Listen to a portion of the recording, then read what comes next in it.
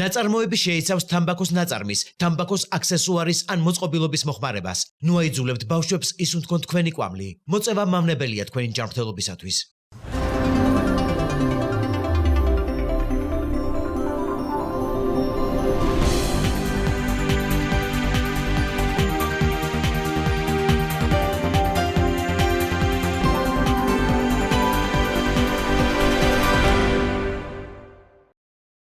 ლევანდელ რთველში სახელმწიფომ სუბსიდირების მიდგომა შეცვალა. როგორ მიმდინარეობს რთველი, რა რაოდენობის და რამდენად ხარისხიანი მოსავალი გვაქვს? რა მოლოდინი აქვს მეღვინეებს და მევენახეებს, რომლებსაც შეცვლილი კლიმატის გამო წელს რთველი გვიან დაეწყო და შემჭიდროებულ ვადებში უწევთ მოსავლის დაბინავება? რა გავლენა ექნება ქართული ღვინის ინდუსტრიაზე რუსეთის მიერ აქციზისა და დღგ-ს გაზრდას იმ პირობებში, როცა ბაზრის დივერსიფიკაცია ჯერ კიდევ გამოწვევაა და ქართული ღვინის მთავარ საექსპორტო ბაზრად ისევ რუსეთი რჩება. მეღვინეების შეფასებები აგროსიახლეებში. წელს სახელმწიფომ სუბსიდიის მიდგომა შეცვალა. რაჭაში სუბსიდიას იღებს ყველა ის კომპანია, რომელიც შეიძენს და გადაამუშავებს ხვანჭკარას მიკროზონაში მოწეულ არანაკლებ 3 ტონა ალექსანდროულსა და მუჯურეთულის ჯიშის ყურძენს და მევენახეს არანაკლებ 8 ლარს გადაუხდის. სახელმწიფო სუბსიდიის ოდენობა, რომელსაც რაჭა-ლეჩხუმის რეგიონში ღვინის კომპანიები მიიღებენ, შეადგენს 4 ლარს. როგორც 1 კილოგრამი ალექსანდროულის, ისე 1 კილო მუჯურეთულის ჯიშის ყურძენზე. კახეთის რეგიონში ღვინის კერძო კომპანიებზე სუბსიდია აღარ გაიცემა. წელს ჭარბყურძენს სახელმწიფო საწარმო შპს მოსავლის მართვის კომპანია ხარისხის მიხედვით დიფერენცირებულ ფასად იბარებს. კახეთის რეგიონში მოწეული საფერავის ჯიშის ყურძენს ლარნახევრად, ვაზისა და ღვინის შესახებ საქართველოს კანონით ნებადართულ სხვა საღვინე ჯიშებს ლარ და 20 თეთრად, არაკონდენსირებულ და დაზიანებულ ან დაავადებულ ყურძენს ლარად. აგროსიახლეები ღვინის მწარმოებლებს გაისაუბრა იმის დასადგენად, როგორ შეხვდა სექტორი სუბსიდიის ნაწილობრივ შენარჩუნებას. სახელმწიფოთი დავიწყოთ, ღვინის ხარისხი არ არის ნამდვილად სახელმწიფოს პრიორიტეტი. სახელმწიფო ცოტა არასწორი სიტყვა აქ ლაპარაკი არის მართლ რაღაცა ჯგუფზე, ხო, რომელსაც უნდა რომ მოისყიდოს ელემენტარულად ამორჩეველი. არ გააღიზიანოს იქ, სადაც არ უნდა რომ გააღიზიანოს, ხო და ხარჯავენ ჩვენი ყველას ფულს არაფერში, სულიად სისულელეში. ეხლა რატო ხდება შესაძლებელი? ხდება იმიტომ რომ არსებობს რაღაც იაფი ბაზარი, სადაც შენ რაც არ უნდა გააკეთო და უშოთ რა დიდი კომპანია შეიძლება ჩამოსოს მილიონობით ისეთი ღვინო, რომელსაც მე მაგალითად ცხოვრებაში ახლოს არ მივიდან თურსთან, ხო? კილომეტრს გავუბივარ ეგეთ რაღაცებს. მაგრამ არის ამის გასაღების ბაზარი. ამიტომ მან შეუულიათ ჩაიბარონ რაღაც კახეთში, ვისაც გაუვლია მაგალითად რთველის დროს, შეიძლება შემოგეყაროს ესეთი რაღაც ხდება, ხო? ეს უზარმაზარი მანქანები ამის არის იმ ძარაში ვეიწყებს დუღიცის ყურძენი და ნუ ხა იქიდან ვერაფერს ვერ გამოიყვან. მერე შემოდის ეგრეთ წოდებული ბექმეზი, ანუ ეს არის კონცენტრირებული ტკბილი. იძახიან რომ ეს არის ყურძნის, მაგრამ სინამდვილეში ყურძნისაა თუ რა არის, კაცმა არ იცის. კიდურობენ ეს მარნები კი არა და ქარხნები ასხავენ ყრიანამ ღვინო მასალაში, ასე ვთქვათ და საბოლოო ჯამში იღებენ ისეთ რაღაცას, რომელიც შეუულიათ გაყიდონ და უშოთ 5 ლარად, 4 ლარად, 3 ლარად. ესეც იმის ბრალია, რომ აი ამ ბაზრებისკენ სახელმწიფო უბიძგებს პირდაპირ ამ წარმოებლებს, დიდ წარმოებლებს და პირიქით ახალისებს პოლიტიკურად და ბევრნაირად, ხო, ეკონომიკურად. იმიტომ რომ უამრავი პრივილეგიები აქვს მათთან დაახლოებულ ბიზნესებს, იქნება ეს რაღაც სახელმწიფო გრანტები, რაღაცა იაფი კრედიტები, ისინი ესენი, ხო და ეს დაწყობილი სისტემა, ოღონდ ძალიან მანკიერი და ძალიან მახინჯი, როგორც თავის შინაარსით, ისე თავის შედეგით და ბოლო-ბოლო ეს ყველაფერი მიდის გლეხთან. ხო, იმიტომ რომ სინამდვილეში იმხელა მიწები აქვს ძალიან ბევრ დიდ კომპანიას, რომ სულაც არის აუცილებელი, რომ ჩაიბაროს ყველასგან ყურძენი, მაგრამ იქაც სახელმწიფო დაკვეთა, ისე პოლიტიკური დაკვეთა მუშაობს და ფაქტიურად აიძულებენ, რომ ჩაიბაროს, რომ იქ ვიღაცა არ დაჩეს უკმაყოფილო, ხო? ანუ სინამდვილეში საბაზრო პრინციპი ამ ბაზარზე არის მთლიანად მოშლილი. სუბსიდია ყოველთვის მოიაზრებოდა დროებით ჩარევად, შესაძლებელია დროზე მეტად გაგრძელდა აქ დაგეთანხმებით, მაგრამ აქ ჩვენ სხვადასხვა ფაქტორიც უნდა გავითვალისწინოთ, როდესაც რაღაც ისტორიულ ექსკურსს გადავხედავთ, იქ პანდემია, პანდემიის შედეგები, შემდგომ პოსტკოვიდური კრიზისები და ბევრი სხვადასხვა ფაქტორები, რამაც თუნდაც ოდნავ მეტად გაახანგძლива ეს მდგომარეობა, მაგრამ წელს სრულიად აღმოიფხვრა, რაც ძალიან კარგია, იმიტომ რომ არსებობს ასევე სხვა კულტურები, თუნდაც სოფლის მეურნეობის მიმართულებით, რომელიც ასევე გასავითარებელია, რომელსაც ასევე მხარდაჭერა ჭირდება და ჩვენ ვქმნით რეალურად საექსპორტო პოტენციალს. ჩვენი მიზანია ქვეყნის მწარმოებლურობის კუთხით, არა მხოლოდ რასაკვირველია მეღვინეობა, მევენახეობის ჭრილში, შევქმნათ შესაბამისი პროდუქტები, წარვადგინოთ სხვადასხვა ბაზრებზე, შესაბამისი ფორმით, ვაფასებთ დადებითად, იმიტომ რომ ეს საბიუჯეტო სახსრებია არის ყოველთვის ლიმიტირებული, აქედან გამომდინარე, საქართველოს არ არის მხოლოდ მეღვინეობა. თუ თქვენ კითხვას ვსვავთ, ასე ვთქვათ, ყურძნის მიღებისას, ჩაბარებისას, სუბსიდირებაზე, მევენახეობა, მეღვინეობის მევენახეობა. კი ბატონო, შესაბამისი მე წლების განმავლობაში ვამბობდი, რომ ყურძნის სუბსიდირება უნდა მოხსნილიყო ქართულ მეღვინეობაში და წელს იყო პირველი პრეცედენტი, როდესაც ასე ვთქვათ, სუბსიდირება მოიხსნა და საქართველოს ღვინის ეროვნულმა სააგენტომ ასე ვთქვათ, კონკრეტული ქარხნებს დაავალა, ასე ვთქვათ, არავარგისი ყურძნის მიღება, რომელიც მხოლოდ სასპირტად გამოიყენება. ამან რა გამოიწვია? ამან გამოიწვია ის, რომ გლეხისთვის, რომელიც ძალიან ბევრს შრომობს, თითოეული 1 კილოგრამის ფასი დაახლოებით მინიმუმ 10 თეთრით გაიზარდა. ეს იმას ნიშნავს, რომ გლეხი უფრო მეტად დაფასებული არის. შესაბამისად, მე ვფიქრობ, რომ სუბსიდირება საწყის ეტაპზე ძალიან კარგი არის. არაერთ ქვეყანაში არის მსგავსი პრაქტიკა, მაგრამ სუბსიდირებას უნდა ქონდეს ზღვარი და სადღაც აუცილებლად უნდა დასრულდეს ხოლმე. იქიდან გამომდინარე, რომ ბიზნესი არ გაზარმაცდეს. შესაბამისად და სუბსიდირება, არსებული სუბსიდირება და არსებული ფინანსები შეიძლება უფრო ლოგიკურად და სწორად მიმართოს თუნდაც ღვინის ეროვნულ სააგენტომ სხვა საკითხებში. საქართველოში წელს გვიანი რთველი გვაქვს. შეცვლილი კლიმატური პირობებიდან გამომდინარე, ღვინის მწიფობა კრეფის სეზონმა 2-3 კვირით წაინაცვლა. შესაბამისად, მოსავლის ასაღებად მევენახეებს მცირედ დრო რჩებათ, რაც მათგან საგანგებო რეჟიმს მოითხოვს. ბოლო პერიოდის პრაქტიკა აჩვენებს, რომ ზოგადად კლიმატის ცვლილება მევენახეობა მეღვინეობის სექტორის ერთ-ერთი მთავარი გამოწვევა ხდება. ამ ეტაპისთვის კახეთში რთველი მიმდინარეობს, თუმცა გასაოცრად გვიან. ჩვენ გვაქვს გვიანი რთველი, დაწყებული არის გვიან და საკმაოდ მოკლე პერიოდის. ანუ ფაქტიურად ჩვენს კომპანიაში გახუთმაგებული გვაქვს ძალა, სამუშაო ძალა, რომ რაც შეიძლება მალე მოვახდინოთ ყურძნის მიღება, გადამუშავება. იმიტომ რომ საკმაოდ რთული, ასე ვთქვათ, მდგომარეობა იყო ამინდის კუთხით, ძალიან ბევრი, ასე ვთქვათ, წვიმა დაფიქსირდა, რაც რასაკვირველია ძალიან ართულებს ერთის მხრივ თვითონ ყურძნის სიჯანსაღეს და არის რისკი სხვადასხვა დაავადებების გაჩენის და მეორეს მხრივ რასაკვირველია ამ პროცესებში, როდესაც არის, ასე ვთქვათ, ნალექი, ვერ ხორციელდება, ასე ვთქვათ, ჩაბარება და ვერ ხორციელდება კრეფის სამუშაოები, გამომდინარე იქედან, რომ ენოლოგიური კუთხით, ასე ვთქვათ, სხვადასხვა რისკებთან არის დაკავშირებული. აქედან გამომდინარე, ეს საკითხიც საკმაოდ აქტუალურია მთელს მსოფლიოში, ეს არ არის მხოლოდ საქართველოში, რომ ჩვენ ასე ვთქვათ, გვიანი რთველი გვაქვს. ეს იმდენად ცვალებადი პროცესია და იმდენად, ასე ვთქვათ, შეიცვალა დრო, ხანგრძლივობა, ზოგი კულტურისთვის შემცირდა, ზოგისთვის გახანგრძლივდა, ჩვენთვის შემცირდა ამ შემთხვევაში და მოგვიწია, ასე ვთქვათ, გადალაგება ჩვენი ძალების, ანუ ადაპტაცია მოგვიწია აქაც, რომ ჩაგვეტარებინა მევენახეობის კუთხით. ამიტომ ეს არ არის წელს დაწყებული, ეს სადღაც 2 წელია გრძელდება.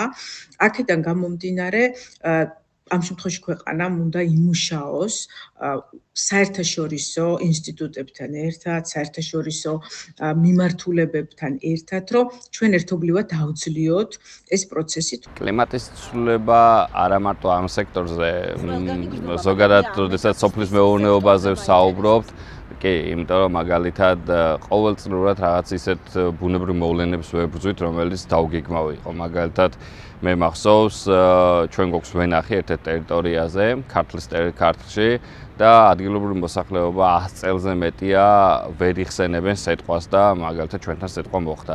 ეს არ ვიცი ხა რისი ბრალი არის, რა თქმა უნდა ვერავის ვერ დავაბრალებ, მაგრამ ალბათ ჯამურად კლიმატური ცვლილებების ბრალი არის, იმიტომ რომ ადგილი სადაც გავსი მოვლენები არ ფიქსირდება, უკვე ფიქსირდება. ასევე არის პატარა ქვეყნებში უფრო მარტივია აი ამ ასე ვთქვათ პოლიტიკის დანერგვა და შემდგომ გატარება. აქედან გამომდინარე, რადგან ჩვენი ქვეყანა და როგორც ვახსენებ, როგორც წარმოებლურობა, ასევე ფართობები, ხო? ანუ კულტურებიც არ არის ისეთი მრავალრიცხოვანი. აქედან გამომდინარე, ჩვენ თუ დროულად ჩავერთვებით და ჩავერთვებით უკვე 2026 წლიდან და ჩაერთვება რასაკვირველია სექტორი, შესაბამისი დარგობრივი ასოციაცია და მოახდენენ ინიცირებას, ანუ საკითხის პირველ რიგში, მე ვფიქრობ, რომ შესაძლებელია, რომ სულ მცირე ვიცოდეთ, რისთვის უნდა ვიყოთ მზად, რას ველოდოთ მომდევნო წლებში და ასე ვთქვათ, გავეცნოთ იმ რეკომენდაციებს, რომელსაც დებენ საერთაშორისო ექსპერტები სხვადასხვა კვლევაზე დაყრდნობით. ჩვენ უნდა ვიცოდეთ, როგორც მეღვინეობამ, ასევე სხვა დარგებმა და ასევე სხვა წარმოებლებმა, ან ინვესტორებმა, ან სამომავლო ინვესტორებმა, როდესაც ფიქრობენ, რომ საქართველოში განახორციელონ სხვადასხვა სახის ინვესტიცია, რომ აი რას უნდა ველოდოთ, ასე ვთქვათ, მომდევნო 5-10 წლის განმავლობაში. ჩვენ პირადად უფრო ნაკლები ყურძენი მივიღეთ, თუმცა ფასი უფრო ძვირი გადავიხადეთ 1 კილოგრამში. საბოლოო ჯამში ჩაუბარებელი ყურძენი ნამდვილად არ დარჩენილა საქართველოში. მე რა ინფორმაციას ვფლობ, მოსავალი საკმაოდ კარგი იყო, მისაღები იყო. უკეთესი მოსავალიც გვახსოვს, რა თქმა უნდა, მაგრამ ასე ვთქვათ, მისაღები მოსავალი იყო, ხარისხის კუთხით გულისხმობ. შესაბამისად, მე ვფიქრობ, რომ მომავალ წელს, როდესაც უკვე ღვინოთ გამოვიტანთ ბაზარზე გასაყიდად, მომხმარებლებს ექნება George Gray Wineries კიდე ძალიან კარგი გემონური თვისებების მქონე ღვინის მირთმევის საშუალება. მას შემდეგ, რაც მოსავალი დაბინავდება და ღვინოც დაიწურება, მეღვინეები რეალიზაციაზე დაიწყებენ ზრუნვას და აქ რუსეთისგან, რომელიც დღემდე ქართული ღვინის მთავარ საექსპორტო ბაზრად რჩება, სიურპრიზიელით. 2026 წლიდან რუსეთი DGG-ს 20%-დან 22%-მდე გაზრდას განიხილავს. ძვირდება აქციზიც. მშრალ ღვინოებზე აქციზის გადასახადი 113 რუბლიდან სავარაუდოდ 158 რუბლამდე გაიზრდება, ხოლო ცქრიალა ღვინოზე 125-დან 160 რუბლამდე. აქციზის ზრდა დაგეგმილია სპირტიან სასმელებზეც. სექტორის წარმომადგენელთა ნაწილი მიიჩნევს, რომ ღვინის ექსპორტიდან ქვეყნის საერთო შემოსავლები მხოლოდ მცირედით შეიძლება დაკორექტირდეს. დანაკლისი დიდი არ იქნება. რაც შეეხება იმ ფაქტს, რომ რუსეთი 2026 წლიდან აპირებს ეგრეთ წოდებული DGG-ს გაზდას და ასევე აქციზის გაზდას, მე ვფიქრობ, რომ ეს მნიშვნელოვან გავლენას არ მოახდენს ქართულ ღვინის ინდუსტრიაზე, რადგან ეს არ არის რომელიმე კონკრეტული ქვეყნისადმი გადადგმული ნაბიჯი. ანუ ეს მხოლოდ საქართველოსდან იმპორტირებულ ღვინოზე არ გაიზრდება და ეს აქციზი და DGG გაზრდილი იქნება ნებისმიერ ღვინოზე, რომელიც იმპორტირებული იქნება მსოფლიოს სხვადასხვა ქვეყნიდან რუსეთის ბაზარზე. მსგავსი ნაბიჯები სხვადასხვა ქვეყნის მხრიდან იდგმება შემდეგი მიზეზის გამო, რომ ასე ვთქვათ, ფულის ცენტრალიზაცია გაზარდოს ქვეყანამ, თავის ანუ შემოსავალი უფრო მეტი კონდეს და ასევე წაახალისოს ადგილობრივი წარმოება. მე როგორც ერთ-ერთი მეწარმისგან მიუხედავად იმისა, რომ რუსეთში ექსპორტს George Gray Winery არ ახორციელებს და არც არის მიმდინარე მოლაპარაკებები, უბრალოდ ეკონომიკურ ჭრილში რო შევხედოთ, რომ განვიხილოთ, მე არ მგონია, რომ რაიმე ფაქტობრივი გარემოება მოხდეს და აისახოს ჩვენ წარმოებაზე. იქ ღვინო რუსეთში ეს არის, შეიძლება იყოს ერთ-ერთი ფუფუნების საგანი და ეს არ არის ყოველდღიური მოხმარების საგანი და ეს არ არის პირველადი მოხმარების საგანი. შესაბამისად, მე ვფიქრობ, რომ ეს დიდად გავლენას არ იქონიებს ამაზე, მოთხოვნა კვლავ იქნება.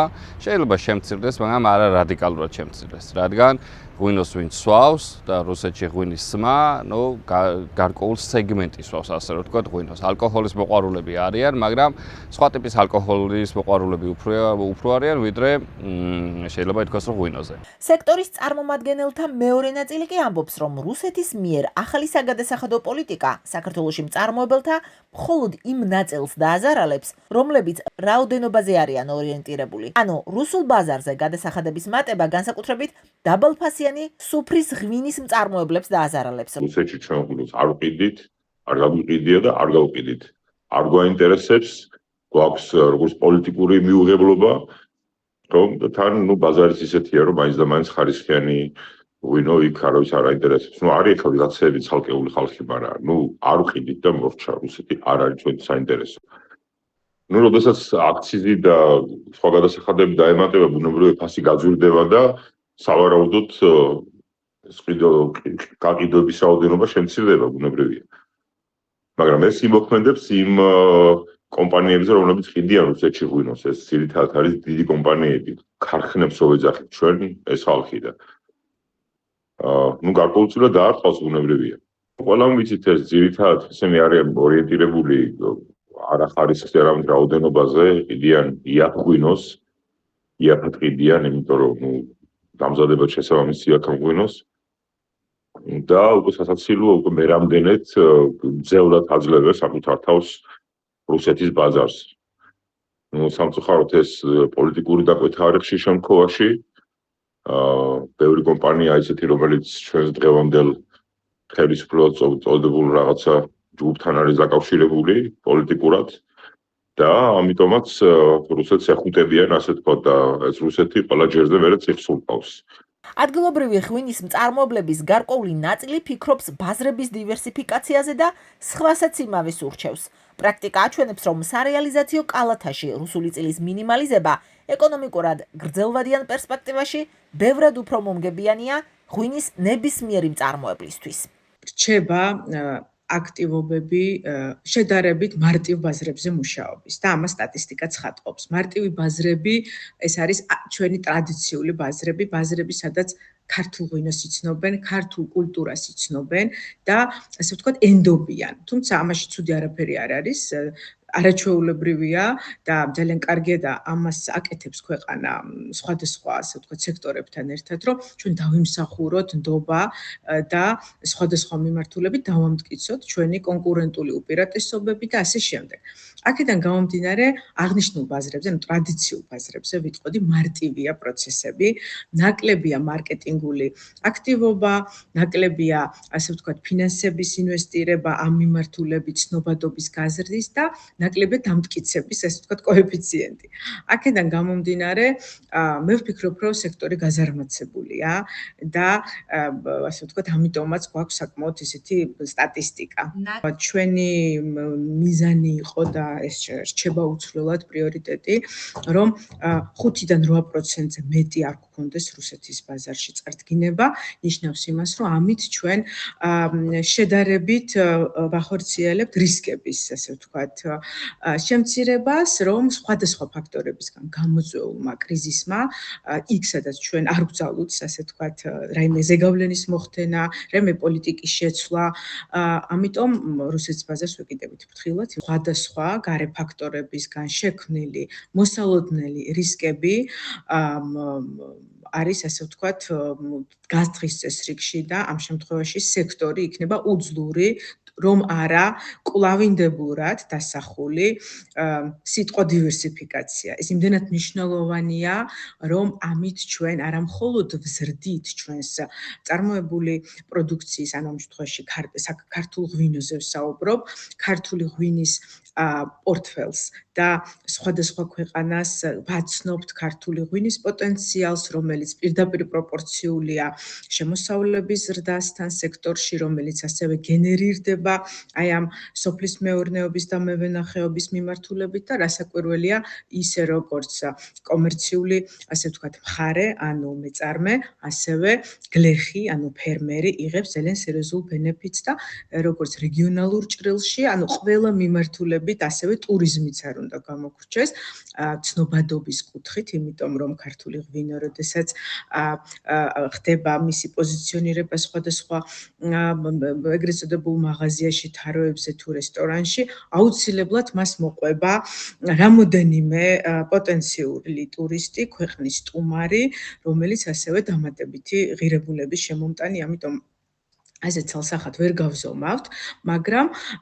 რისკი, რომელიც ამ ეტაპისთვის დგას 2026 წლისთვის, ეს რისკი ყოველთვის არსებობს, სხვადასხვა ფაქტორისგან გამოწვეული, რასაკვირველია, ჩვენ გვაქვს ასევე სექტორში შემცირება, საკმაოდ დიდი, ეს არის სადღაც 40%-იანი შემცირება, თუმცა შესაძლებელია რასაკვირველია შემცირება მოყვეს, მაგრამ ამას შეიძლება უფრო რთული შედეგი მოყვეს, როგორიც არის ქართული ღვინის, ასე ვთქვათ, პრესტიჟი და იმიჯი, იმიტომ რომ აღნიშნულ ბაზარზე შემცირება გამოწვეული სხვადასხვა საგადასახადო, ასე ვთქვათ, მიმართულებით, ნიშნავს იმას, რომ იზრდება რისკი ფალსიფიკაციის და იზრდება რისკი ფალსიფიცირებული ქართული ღვინის. ის რომ ქართული ღვინისთვის რუსეთის ბაზარზე გამოწვევებია 2025 წელი ნათლად აჩვენებს. შარშან აქციზის გასამაგებამ რუსეთში ღვინის ექსპორტი მკვეთრად შეგვიმცირა. საქსტატის მონაცემებით წელს 8 თვეში საქართველოსთან ექსპორტზე სულ 165.5 მილიონი დოლარის ღირებულების ღვინო გავყიდეთ, საიდანაც 103 მილიონი დოლარი, ანუ 62% რუსეთზე მოდიოდა. წელს რუსეთში საქართველოსთან ღვინის ექსპორტი 24%-ით არის შემცირებული, რამაც ღვინის საექსპორტო კალათაში ჯამში 16%-იანი კლება მოგვცა. დიდია სხვაობა რუსეთსა და საექსპორტო ბაზრების ათეულში მყოფ სხვა ქვეყნებს შორის. მთლიანობაში რუსეთში იმაზე 1.6 მეტი ღვინო გავყიდეთ, ვიდრე ყველა სხვა ბაზრებზე ერთად აღებული. დაგეგმილი საგადასახადო ტარიფების ფონზე 2026 წლიდან რუსეთში ბოთლი ღვინო შესაძლოა 100 რუბლით, ანუ თითქმის $1-ზე მეტით გაძვირდეს, რაც დაახლოებით ფასის 20%-იანი მატებაა. ფასის ზრდა კი როგორც წესი პროდუქტზე მოთხოვნას ამცირებს, განსაკუთრებით ისეთ პროდუქტზე, რომელიც პირველადი მოხმარების არაა და ფუფუნების საგნად ითვლება, ასეთია სწორედ ღვინო. გაზრდილი ხარჯი და შემცირებული გაყიდვა კი ბუნებრივია ქართველ ექსპორტიორ კომპანიებს დააზარალებთ. ფაქტია, რომ როგორც მსოფლიო, ისე ქართული პრაქტიკა ნათლად აჩვენებს. რუსეთი არასტაბილური ბაზარი და არასანდო სავაჭრო პარტნიორია, რის გამოც პასუხისმგებლიანი ბიზნესი მასზე გათვლას ნაკლებად უნდა აკეთებდეს. საბოლოოდ რომ შევაჯამოთ, სუბსიდიის გაუქმება, კლიმატგონივრული პოლიტიკისა და ადაპტაციის გეგმის შემუშავება, საექსპორტო ბაზრების დივერსიფიკაცია და გაყიდვებში რუსული წილის შემცირება. ეს არის გაიდლაინი, რომელსაც ღვინის წარმოებაში სახელმწიფო კერძო სექტორთან ერთად უნდა მიჰყვებოდეს. თუმცა პრაქტიკა და რეალობა დღეს ქვეყანაში განსხვავებულია.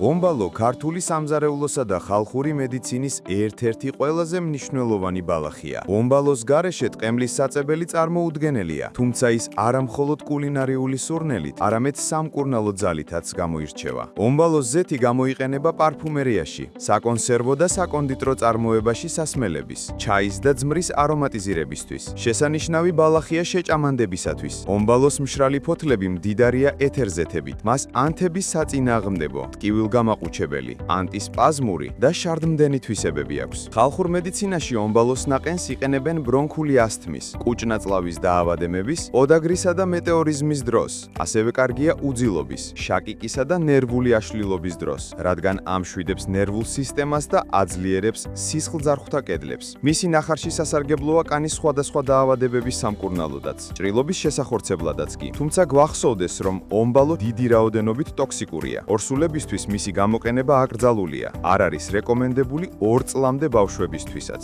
გარდა სამკურნალო ეფექტისა, ომბალოს სურნელი ბუნებრივი დამცველია მწერებისგან, აფრთხობს კოღოებს, წყილებსა და ტილებს. იზრდება ნესტიან ადგილებში, ძირითადად გვხვდება აფხაზეთში, სამეგრელოში, იმერეთში, აჭარაში, გურიაში, რაჭაში, ლეჩხუმსა და სვანეთში. ომბალო არის მცენარე, რომელიც აერთიანებს ტრადიციულ გემოს, სამკურნალო ძალას და ყოველდღიურ სარგებელს.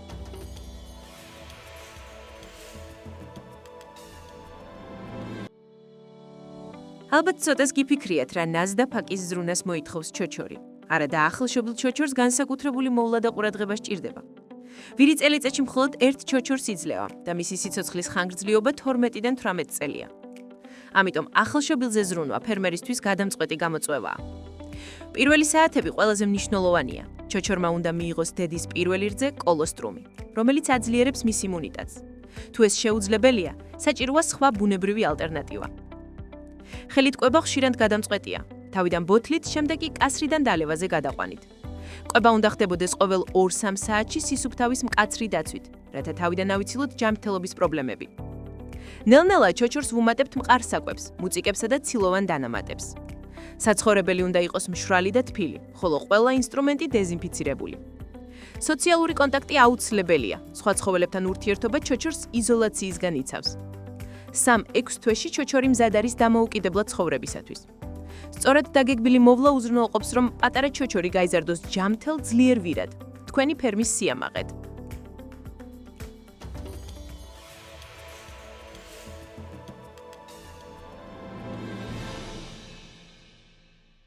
თუ თქვენი ბოცვერი უარს ამბობს საკვებზე, ჭამს მხოლოდ რბილს, ნერწყვი გადმოსდის, ან წონას კარგავს, ეს შეიძლება კბილების ტკივილის ნიშანი იყოს. ზოგჯერ ყბასთან შეშუპება ან თვალების გამონადენის ჩნდება. ასე დროს აუცილებლად მიმართეთ ვეტერინარს. სპეციალისტი შეამოწმებს როგორც წინა, ასევე უკანა მოლარებს და საჭიროების შემთხვევაში გაასწორებს ან მოკვეთს წკბილებს.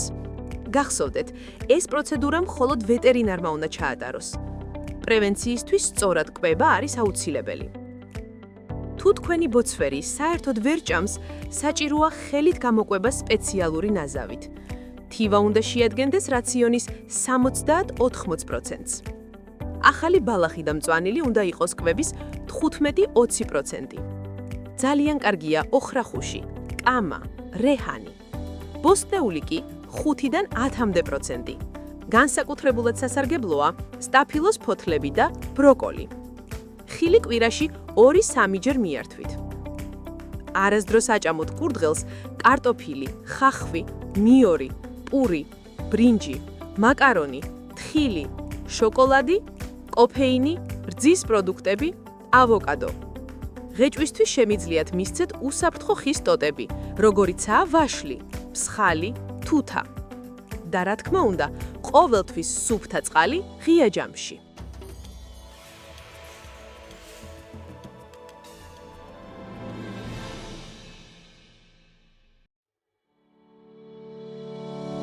თაში, ტყეში, საძოვრებსა თუ სასოფლო სამეურნეო მიწებზე ველური, სამკურნალო და არომატული მცენარეების შეგროვება და სხვადასხვა დანიშნულებით გამოყენება საუკუნეების განმავლობაში ჩვენი კულტურისა და ტრადიციების ნაწილია. სოფლად ცხოვრების ყოველდღიურობაც კი. დღეს ეს მცენარეები ახალი ეკონომიკური შესაძლებლობაცაა. მათი გამოყენება სწრაფად იზრდება საკვებ წარმოებაში, ფარმაცევტულ ინდუსტრიასა და კოსმეტიკურ სექტორში, რაც სოფლად ოჯახებისთვის დამატებითი შემოსავლის მნიშვნელოვან წყაროდ შეიძლება იქცეს. თუმცა მოთხოვნის ზრდასთან ერთად ჩნდება სერიოზული გამოწვევებით. მცენარეთა პოპულაციების შემცირების რისკი, ეკოსისტემის დელიკატური ბალანსის დარღვევა, კრეფისა და გადამუშავების პროცესების გაუმჯობესების აუცილებლობა. გამოსავალია ბალანსი ეკონომიკურ სარგებელსა და ბუნების დაცვას შორის. ველური მცენარეების შეგროვება უნდა მოხდეს გონივრულად, რათა რესურსი მომავალშიც დარჩეს ყველასთვის ხელმისაწვდომი. ძირითადი წესებია: კრეფა ისე, რომ ბუნებრივ რეგენერაციას ხელი არ შეეშალოს. მინიმალური ზემოქმედება ეკოსისტემაზე. განსაკუთრებული ყურადღება იშვიათი და მგრძნობიარე სახეობებისადმი. სწორად გაშრობა და შენახვა ხარისხიანი პროდუქტისთვის. ჩვენი სპეც AI რუბრიკით გაგაცნობთ საქართველოში გავრცელებულ სასარგებლო ველურ მცენარეებს და გაგიზიარებთ მათი კრეფა გაშრობის ტექნოლოგიურ საიდუმლოებებს. ხშირად გვესტუმრეთ ჩვენს ონლაინ პლატფორმებსა და სოციალურ ქსელში. თვალი ადევნეთ ჩვენს ეთერსაც, გადაცემა აგროსიახლეებს. ერთად ვიზრუნოთ ბუნებაზე და გავზარდოთ სოფლად შექმნილი ღირებულება.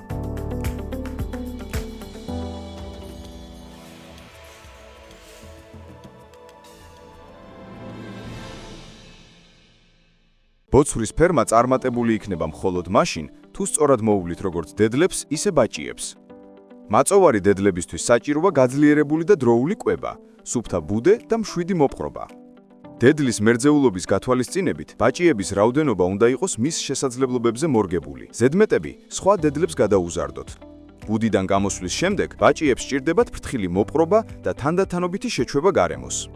საბოცვრეში სიმშვიდე და მყუდროება გადამწყვეტია. ბაჭიების ნაწილი აუცილებლად უნდა დარჩეს სარემონტოდ, საყოლად. ასეთ შემთხვევაში აუცილებელია ზომიერი კვება, მეტი მოძრაობა, მზის შუქი და სუფთა ხაერი. საუკეთესო შედეგისთვის მოზარდი უნდა გაიზარდოს ფართო ბაკებში ან ვოილერებში. გასასუქებელი ბოცვრებისთვის კი პირიქით საჭიროა უხეში საკვები, ზედმეტი მოძრაობის შეზღუდვა და მშვიდი გარემო. მათი დაკვლა უმჯობესია შემოდგომა ზამთარში, როცა ტყაო ბეწვი საუკეთესო ხარისხს აღწევს. ბოცვრის მტრებია ვირთაგვები, კატები, ძაღლები, დედოფლა და ბაღლინჯო. აუცილებელია მათი წინააღმდეგ ბრძოლა და სისუფთავის დაცვა. სწორი კვება, უსაფრთხოება და სისტემური მოვლა ეს არის წარმატებული მებოცვრეობის საიდუმლო.